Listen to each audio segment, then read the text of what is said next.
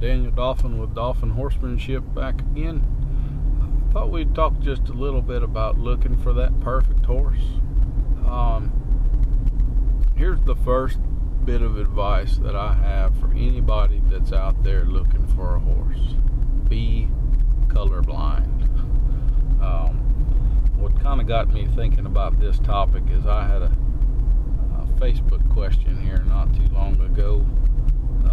Person looking for a horse, and they had a dadgum shopping list. Now it needed to be a blue roan that was at least 16 hands tall and 1,400 pounds, and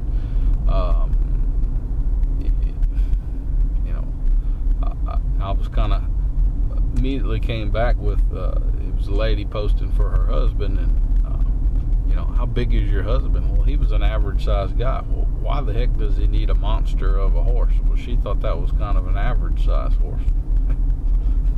Nope, it's not. Especially when you're talking to a guy who's used to cutting horses that might weigh 900 pounds and be 14 hands tall.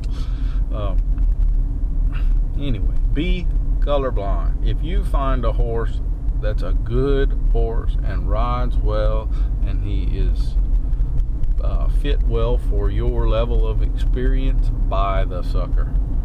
Don't be hell-bent on blue roan or strawberry roan or gray or paint or Appaloosa with a blanket or leopard spot or whatever. I'm not saying that there's anything wrong with horses that are colored, but that should be a bonus. It should be the afterthought. Go for the substance first. There are tons of beautiful idiots in the horse world. I can remember when I was in college, we were riding a lot of outside horses. One particular summer, 75% of the horses I rode were paint horse stallions, because we were in the middle of a paint horse boom at that point in time. Anything that was paint would sell. Literally not one of those horses that I started as 2-year-olds that were stallions should have been a stallion. I would have cut every single one of them. None of them was quality enough to be a stallion prospect. All of them were about to go breed mares, just to mass produce that color because it sold.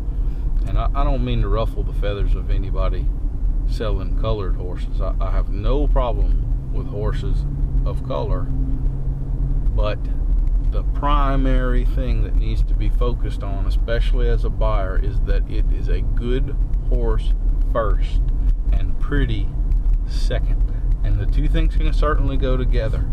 But if you're going to look for a really nice horse of blank, fill in your color here, then you need to be prepared to look at many horses of that color variation and cull if they don't fit that first criteria of really being the right kind of horse. Too many people are looking for that certain color, and they go buy the first or second horse that they look at, and they wind up with something that really isn't what they need. So buy the mind. That's really the part of your horse. I mean, they need to be sound too. Don't get me wrong. I'm assuming we're only talking about sound horses here, and if you can't judge well enough, I would highly recommend a vet check and to bring someone much more experienced than yourself there to kind of help judge that horse for you, because there's an awful lot of unsound horses in this world. But anyway, a few thoughts on buying a horse.